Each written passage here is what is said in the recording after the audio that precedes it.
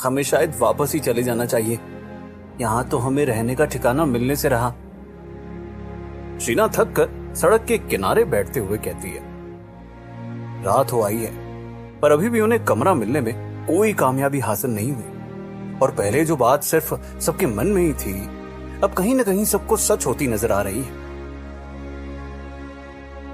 शायद उन्हें गांव से वापस ही जाना पड़े। शिखर अभी भी हार मानने को तैयार नहीं है और वो सबको प्रोत्साहन देते हुए कहता है, हम जो काम करने आए हैं वो बीच में अधूरा छोड़कर नहीं जा सकते। बस कुछ घर और बचे हैं, अगर वहां भी हमारी कोई मदद नहीं करता तब तो हमें वापस जाना ही है। लेकिन उससे पहले हिम्मत हारने का क्या फायदा।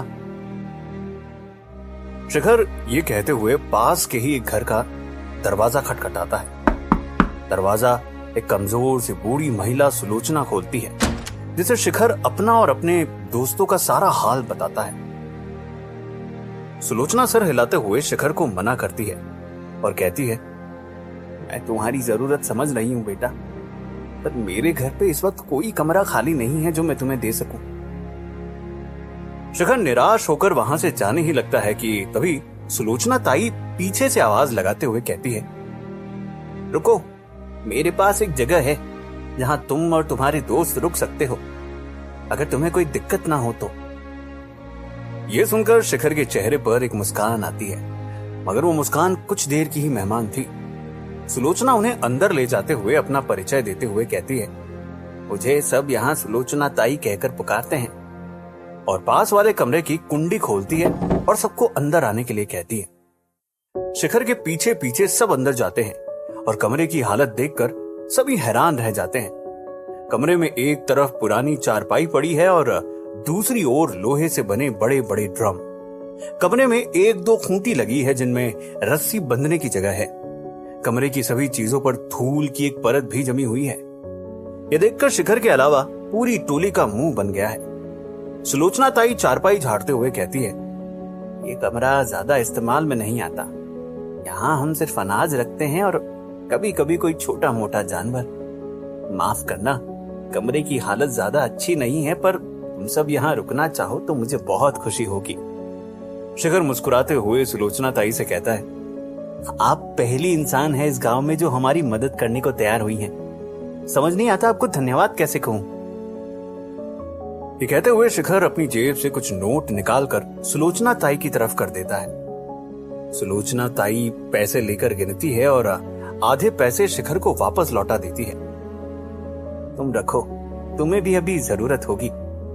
शिखर मना करते हुए पैसे वापस करने लगता है तो सुलोचना ताई हंसते हुए कहती है, मैं तुम्हारी ताई की उम्र की हूं, मेरी बात को मत टालो, और वैसे भी न जाने क्यों तुम बहुत जाने पहचाने से लगते हो, शायद इसलिए ही भगवान ने तुम्हें मेरे घर तक भेजा है। सुलोचना ताई को देखकर शिखर को भी बहुत अपनापन महसूस हो रहा है और वो उसकी बात मानते हुए पैसे वापस रख लेता है। सुलोचना ताई के कमरे से जाते ही शिखर के इशारे पर सभी सफाई में जुट जाते हैं और देखते ही देखते कमरा थोड़ा रहने की हालत में लगने लगता है। रवि चारपाई पर लेटते हुए कहता है, कमरे की सफाई तो हो गई, क्या अब कुछ खाने का इंतजाम किया जाए? मेरा भूख से बुरा हाल है। रवि की बात में तुरंत ही बबीता भी हामी भरती है, यहाँ आसपास कोई होटल या ढाबा तो होगा नहीं, और हमारे पास यहाँ ना ही बर्तन है और ना ही कुछ सामान, हम बनाएंगे क्या और कैसे? शिखर सभी को जवाब देते हुए कहता है, मैं और रवि आसपास कोई दुकान ढूंढकर कुछ सामान ले आते हैं। शिखर रवि को लेकर जा ही रहा होता है कि उनके दरवाजे पर सुलोचना ताई आ जाती है। बच्चों, मैं तुम सबको अपने साथ पास ही में हो रही शादी में ले जाने आई हूँ। मैंने सोचा तुम्हारे पास आज रात के खाने के लिए कुछ सामान नहीं होगा तो यही ठीक रहेगा। शीना तुरंत ही कहती है, पर हम ऐसे बिन बुलाए कैसे जा सकते हैं, हम दुकान जाकर कुछ सामान ले आते हैं। सुलोचना ताई उसे समझाते हुए कहती है, इस वक्त सभी दुकानें बंद हो चुकी है और इस गांव में सभी परिवार जैसे रहते हैं, और मेरा यकीन मानो तुम्हारे आने से किसी को कोई दिक्कत नहीं होगी। मेरे साथ चलो, मैं तुम्हें सभी से मिलवाती हूं। सुलोचना ताई की बात सुनकर सब उनके साथ जाने के लिए तैयार हो जाते हैं। शादी का टेंट गांव की एक छोटी सी गली में लगा था। पर जगह कम होने के बावजूद भी सजावट और इंतजाम में गांव वालों ने अपनी तरफ से कोई कमी नहीं रहने दी है। सरपंच शिखर और उसके दोस्तों को देखकर आपत्ति जताने ही वाला होता है कि सुलोचना ताई को उनके आगे देख आगे कुछ नहीं बोलता। सुलोचना ताई अपनी जान पहचान के सभी लोगों से शिखर को मिलवाती है। इनमें से कई लोग आज सुबह ही शिखर को गांव से वापस चले जाने को कह रहे थे, पर अब सुलोचना ताई के कहने पर यही लोग शिखर से बहुत ही सलीके से पेश आ रहे हैं। यह सब देखकर शिखर को यह तो समझ आ गया कि इस गांव के लोग अपने बुजुर्ग का सम्मान करना तो जानते हैं। बारात के गाने बाजे का शोर तेज होने लगता है तो शादी में आए सभी लोग जो अब तक बेसब्री से बारात का इंतजार कर रहे थे एक जगह होने लगते हैं। बारात पास के ही एक गांव से आ रही है और यहां तक पहुंचने में उसे ज्यादा देर नहीं लगती। तभी अचानक से बाजे का शोर बंद होता है। सब हैरान हो जाते हैं। दुल्हन के परिवार से कुछ लोग तुरंत ही बारात की ओर बढ़ते हैं, ये पता लगाने की आखिर माजरा क्या है। शिखर भी यह सब देखकर दंग खड़ा है। रवि जो इतनी देर से भूख से परेशान है, शिखर से कहता है, ये सब बाद में देख लेना, चलना, चलकर पहले कुछ खा लेते हैं। शिखर रवि को शांत कराते हुए कहता है, बारात इतने पास आकर रुक गई है, जरूर कुछ गंभीर बात है। थोड़ी देर और रुक जा, ये पता कर लेते हैं कि आखिर हुआ क्या है। क्या पता किसी को मदद की जरूरत हो। इससे पहले शिखर अपनी बात पूरी कर पाता, दुल्हन का भाई जो पता करने गया था हकबकाते हुए भागते हुए आता है और सबको आखिर हुआ क्या है ये बताने लगता है। सुनने पर शिखर को पता चलता है कि दुल्हन के परिवार वाले इस जिद पर अड़े हैं कि अगर उन्हें बारात के पहुंचने पर सोने की चेन नहीं दी गई तो वो बारात वापस ले जाएंगे। दुल्हन के पिता ने उन्हें लाख मिन्नतें करते हुए ये समझाने की कोशिश की है कि उनके पास इतनी जल्दी इतने पैसे नहीं आ पाएंगे, पर वो उनकी एक सुनने को तैयार नहीं। ये बात सुनकर गांव वालों में खलबली मच जाती है। सभी तरह तरह की बातें करने लगते हैं। इसी दौरान दुल्हन का पिता भी वापस आकर एक कुर्सी पर निराश होकर बैठ जाता है। वो लड़के वालों से थोड़ी देर की मोहलत मांग के लाया था, पर मन ही मन उसे यकीन हो चला है कि उसकी बेटी की बारात दरवाजे से ही लौट जाएगी। सबका ये हाल देखकर शिखर अपनी मुट्ठी कस लेता है और जब सब किसी न किसी तरह लड़के वालों की शर्तें पूरी करने की बात करते हैं तो शिखर से रहा नहीं जाता और वो लोगों को समझाते हुए कहता है, आप लोग इस तरह से उनकी ये मनमानी नहीं चलने दे सकते। ऐसे अचानक से बाहर से आया व्यक्ति यूं लोगों को सलाह देने लगता है। ये बात ज्यादातर मौजूद लोगों को रास नहीं आती। शादी में आया एक गांव वाला शिखर को चिल्लाते हुए कहता है, तुम्हारे मतलब की बात नहीं, तुम इसमें दखल ना ही दो तो बेहतर होगा। शिखर इस आदमी को नजरअंदाज करते हुए दुल्हन के पिता की ओर बढ़ते हुए कहता है, आप मेरी बात को समझने की कोशिश कीजिए। आप आज उनकी ये जिद पूरी करेंगे, कल वो कोई और जिद लेकर आ जाएंगे। आप क्यों अपनी बेटी को ऐसी जगह भेजना चाहेंगे जहां बात बात पर उसे तंग किया जाएगा। शिखर की बात सुन दो पल के लिए दुल्हन का पिता सोच में पड़ जाता है। वो शिखर को पलट कर कुछ कह पाता उससे पहले ही सरपंच जो अब तक सब खड़ा वहां देख रहा था शिखर को टोकते हुए बोलता है,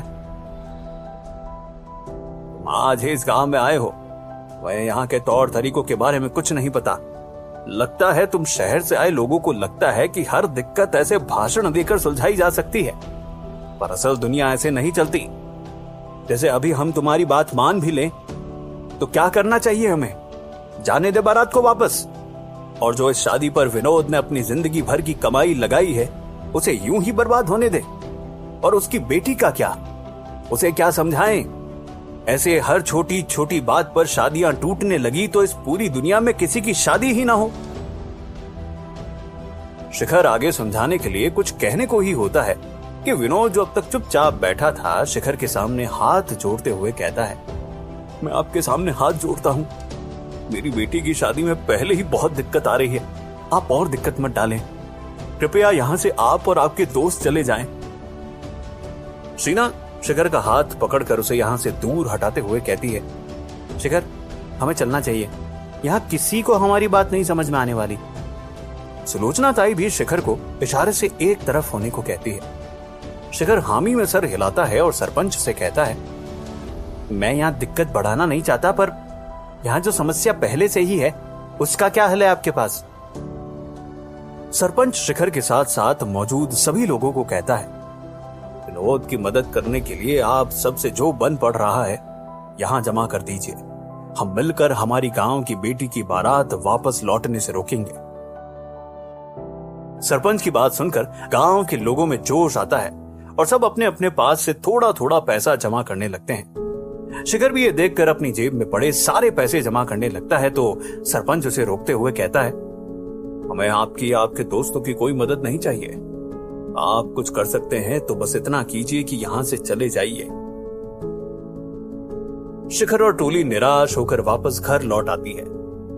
शादी में जो भी हुआ उसके बाद शिखर को यह यकीन हो चला है कि शायद सुलोचना ताई उन सभी को अब अपने घर से निकलने के लिए कह देगी।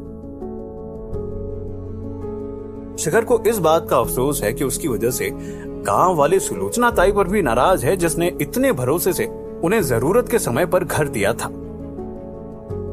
शीना बेहद ही अफसोस के साथ कहती है, जो हुआ वो नहीं होना चाहिए था, पर हमने अपनी तरफ से पूरी कोशिश की। पर अगर यहाँ के लोगों को किसी की मदद की जरूरत ही नहीं तो हम सिर्फ अपना वक्त जाया कर रहे हैं और बेहतर यही होगा अगर हम यहाँ से चले जाएं। शिखर शीना को कुछ जवाब देने ही वाला होता है कि तभी सुलोचना ताई हाथ में एक थाली लिए कमरे में आती है। वो थाली चारपाई पर रखते हुए कहती है, जल्दी जल्दी मैं तुम सब के लिए खिचड़ी ही बना पाई। तुम सब भूखे होंगे, अब चलो जल्दी खा लो। सुलोचना ताई का इतना नम्र व्यवहार देखकर शिखर दंग रह जाता है। वो पूछता है, आप हमसे नाराज नहीं हैं? अगर आप कहें तो हम कल ही ये कमरा खाली कर देंगे। हम नहीं चाहते कि हमारी वजह से आपको कोई भी तकलीफ हो। शिखर की बात सुनकर सुलोचना ताई मुस्कुराते हुए कहती है, तुम्हारी वजह से मुझे कोई तकलीफ नहीं हो रही और तुमने शादी में जो कुछ भी किया सही किया। तुम्हारा इरादा सही था, बस तरीका गलत था। अब इसका मतलब ये नहीं कि तुम आगे कोशिश ही ना करो। और वैसे भी मैंने कहा था ना, इस गांव में सब परिवार की तरह रहते हैं। देखना, कोई भी तुमसे ज्यादा देर नाराज नहीं रहेगा। सुलोचना ताई ये कहते हुए शिखर के सर पर प्यार से हाथ फेरती है। शिखर कुछ देर सोचता है और उनसे पूछता है, आप हमारी इतनी मदद क्यों कर रही हैं? हमें भी एक मौका दीजिए आपकी मदद करने का। जैसे हम आपके घर को कुछ बेहतर बनाने, मरम्मत करवाने में कुछ मदद कर सकते हैं। सुलोचना ताई नाम में सर हिलाते हुए हंसती हुई कहती है, मेरे पति अभी थोड़ा बीमार हैं। उनके ठीक होते ही वो और मैं घर को जिस भी प्रकार की मरम्मत की जरूरत होगी करेंगे। हम इतने भी बूढ़े नहीं हुए हैं। अब तुम आराम से खाना खाओ और सो जाओ। सुलोचना ताई के जाते ही बबीता शिखर से कहती है, गांव वालों को छोटी छोटी चीजें भी अच्छे से याद रहती है और आज जो भी हुआ उसके बाद मुझे नहीं लगता कि हम यहाँ चिटफंड के लिए पैसे इकट्ठे कर पाएंगे। क्या शिखर अपना चिटफंड खोलने में कामयाब हो पाएगा? क्या शिखर गांव की जनता को मनाने में कामयाब हो पाएगा? और इस गांव में और कौन सी नई मुसीबतों का सामना करना पड़ेगा शिखर को? जानने के लिए सुनते रहिए मिलियनेयर डिलीवरी बॉय।